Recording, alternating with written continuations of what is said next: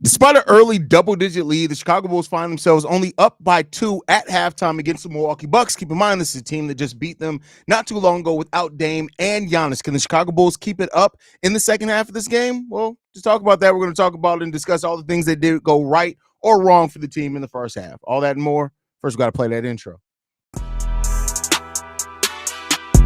You are now tuned in to Chicago Bulls Central, your number one place for all Chicago Bulls news and content.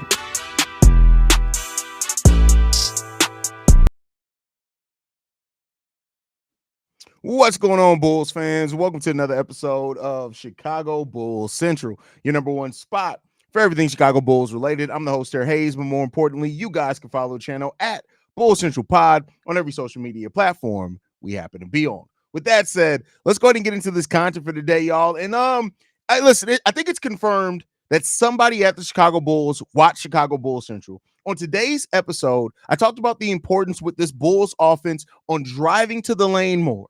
You know what the Bulls have in the first half of this game? 34 points in the paint. They've only taken 18 three-pointers so far in this game. They are hitting that at a decent 44% clip, which is really good. But the Bulls are shooting the ball overall 57, almost 58% from the field. And that's because they are attacking the paint. They're actually driving to the lane right now and finishing and hitting shots in the paint. That's what they're doing. They're actually creating their shots right now inside the paint. That's huge for this Bulls team because that's not what we've done so far this season. So it's really good to see this team go from being a three-point shooting team to being more of a team that's actually attacking the paint. That's how also being a fast-paced offense can help you, is when you want to attack the paint and then, sure, kick it out for a three-point, but collapse the defense first. That's what you need to do. That's what this team is doing. Coby White has 11 points in this game. 8 of those points have come in the paint from Coby White, and you're seeing Coby White play much better. Zach LaVine's playing really good. He has 11 points in this game as well. Nikola Vucevic has 10 points. Josh Giddey is on pace for a triple-double. This may very well be a Vegemite night because he has 11 points, 6 assists, 5 rebounds in this game. You know what also? Out of the starters, we only got 2 turnovers from our starters so far this game.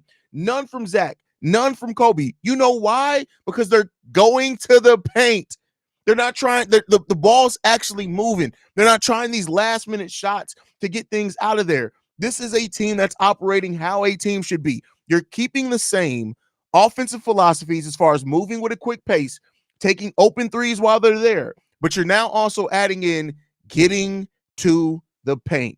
That collapses the defense, that gets you easier shots, that puts pressure on the defense. It's so good to see the Chicago Bulls do something that I literally just complained about in today's daily episode.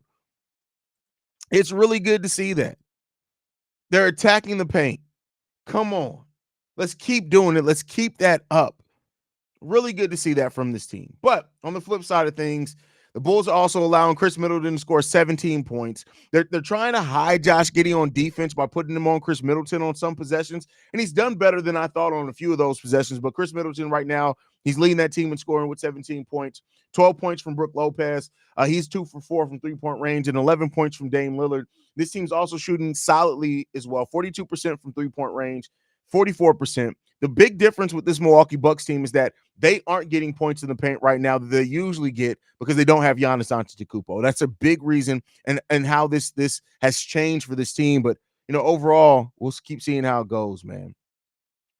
Giddey on triple-double watch and the team best plus 14. Giddey's balling right now. He's being active, all those type of things. JC making Haize proud lately. I wouldn't say that. I wouldn't say that. I wouldn't say that at all. Hey, bro, offense looks better, mixing it up much better, diving to the basket really well, and 20 assists in the game already. Exactly. 20 assists on 26 made baskets and only 4 turnovers in the first half of the game. That's amazing. Sorry for missing the program, Haize. The Bengals were trying to give me a heart attack. Oh, you good, brother.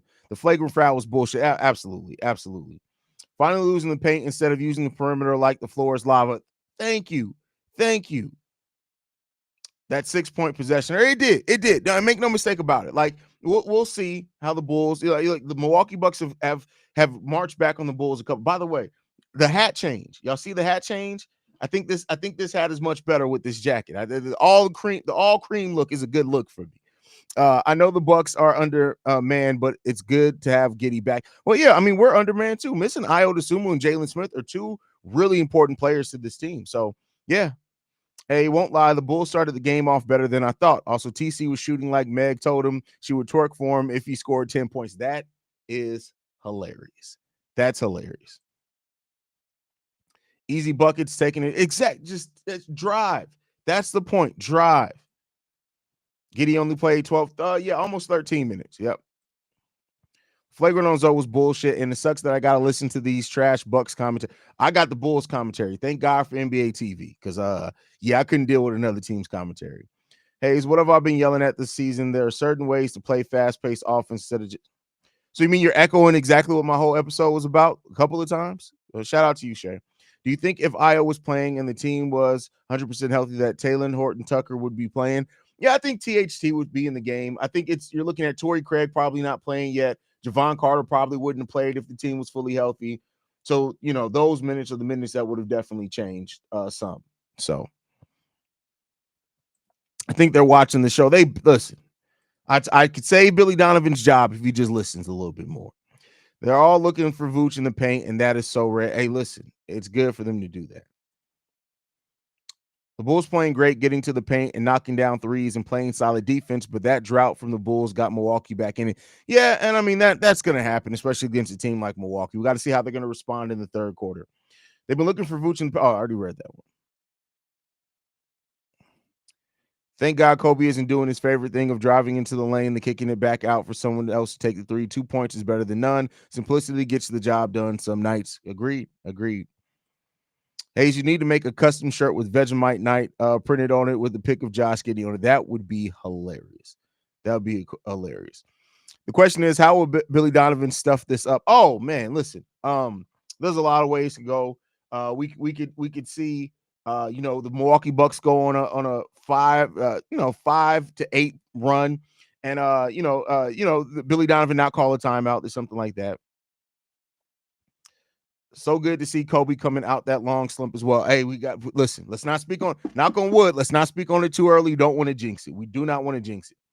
It's funny that today he was talking about how the Bulls don't drive into the paint more, and yet that's exactly what they're doing tonight.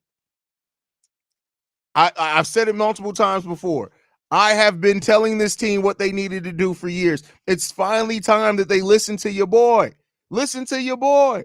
That's it. I got it. Listen, I'm just a fan that loves basketball. That's all it is, man.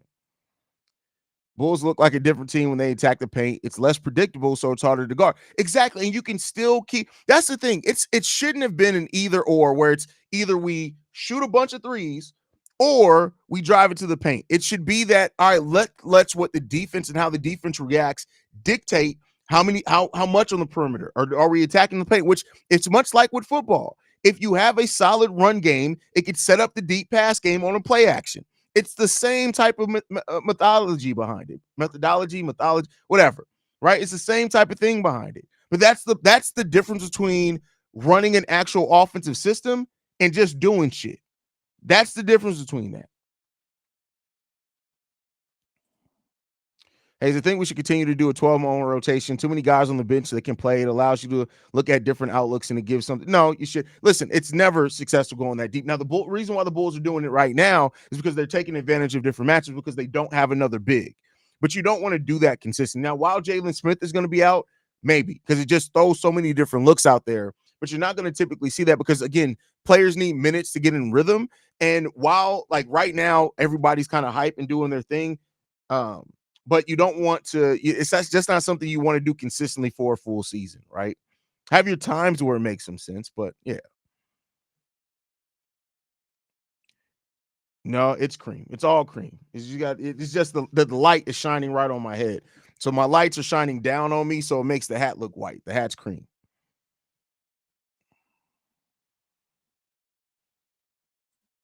Giddy ripping it from Portis and then the dish to Zach Gray. Yes, I try to find the Bulls didn't post a highlight of that. It's like, how do you not post a highlight of that? That's one of the best sequences we've seen in the last couple of games. It's crazy.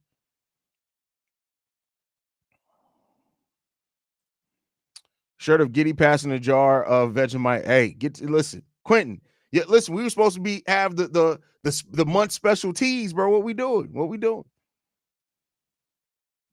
Anywhere? Yes, they waived DJ Stewart. DJ Stewart was waived from his two-way contract, making room for the Bulls to sign Emmanuel. What was his last name? I don't even remember now. Sorry. Javon Carter continuing his hardcore domination into the game is wild. He could crack the starting lineup. So that's, first of all, that's a wild overstatement considering in 6 minutes he's a -4. But it is what it is. No, they waived DJ Stewart. They already announced it. They waived DJ Stewart. DJ Stewart is no longer with the team. So there you go on that one. Which they better have a lot of faith in this guy that they signed because he was killing it. Emmanuel Miller. Thank you for that. Thank you. Carter's up in his trade value and looks to be turning the page. Coming alive again is good for him. I mean, y'all really think, first of all, so y'all enamored by him going 1 of 2 from the field for 5 points, 1 assist, and 1 rebound? Cool, I guess. Hey.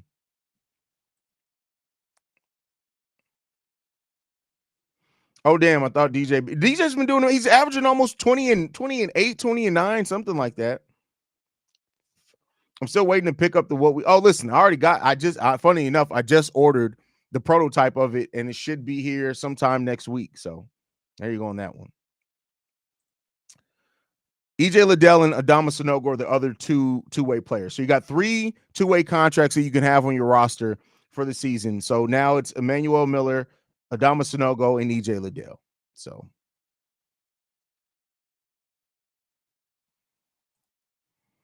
no, they waived him, so he's no longer with the Windy City Bulls. So I don't know what that means is coming, but yeah.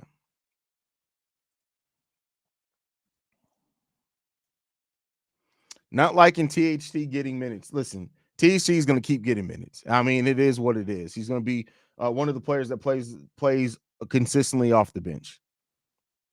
Just is what it is. This front office is our word when we are playing Carter. No, that's not. What are you talking about? Javon Carter is a actual guaranteed NBA contract, and DJ Stewart's on a 2-way deal. There's a reason for that. That's like what are you talking about?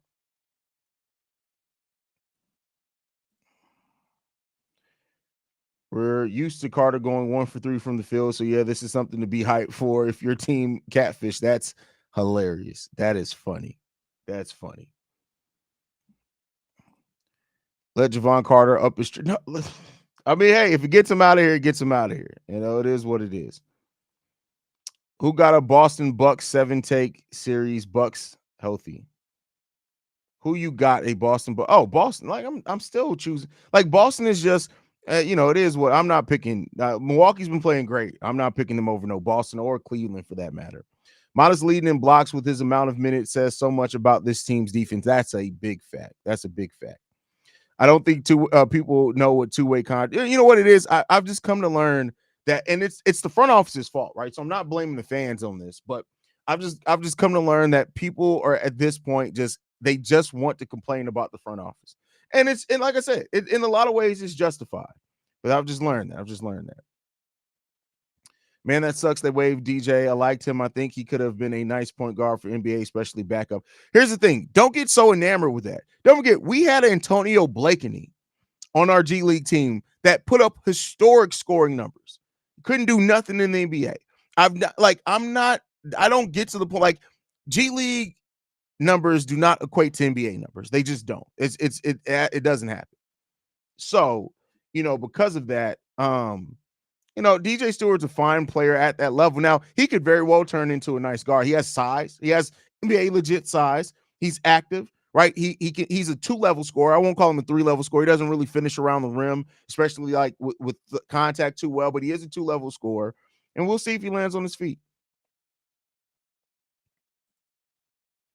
How much you willing to let the jacket and hat combo go for? $1K. If you can cash out me $1,000 right now, I'll send it to you.